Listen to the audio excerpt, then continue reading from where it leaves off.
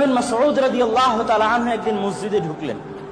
মসজিদে ঢুকে দেখছেন কিছু মানুষ পাথরের দানা জমা করে তাসবিহ গুনতেছে। একটা একটা করে পাথর সরাচ্ছে আর বলছে সুবহানাল্লাহ সুবহানাল্লাহ সুবহানাল্লাহ সুবহানাল্লাহ।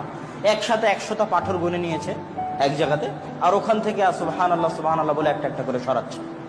তো আব্দুল্লাহ বিন মাসউদের এই দৃশ্য দেখে পায়ের রক্ত মাথায় উঠে গেছে। কেন? ওরা তো সাহাবী, ওরা তো সুন্নাত কি জিনিস বুঝে, বেদাত কি জিনিস বুঝে। পায়ের রক্ত মাথায় উঠে গেছে। তখন উনি বলছে, শোনো, রাসূল সাল্লাল্লাহু আলাইহি ওয়াসাল্লামের জুতা এখনো নষ্ট হয়নি, আমার বাড়িতে আছে। আল্লাহর রাসূলের জুতা এখনো নষ্ট হয়নি, আমার বাড়িতে আছে। আর এত দ্রুত তোমরা বেদাতের মধ্যে চলে গেলে, যেখানে রাসূল সাল্লাল্লাহু আলাইহি ওয়াসাল্লাম তার জীবদ্দশায় কোনদিন, আল্লাহ রাসূলের যুগে কি পাথর ছিল না? ও তো মরুভূমি, পুরোই পাথর। আল্লাহ রাসূল তার জীবদ্দশায় কোনোদিন পাথর দিয়ে তাসবিহ গুনলেন না, আঙ্গুল দিয়ে তাসবিহ গুনলেন।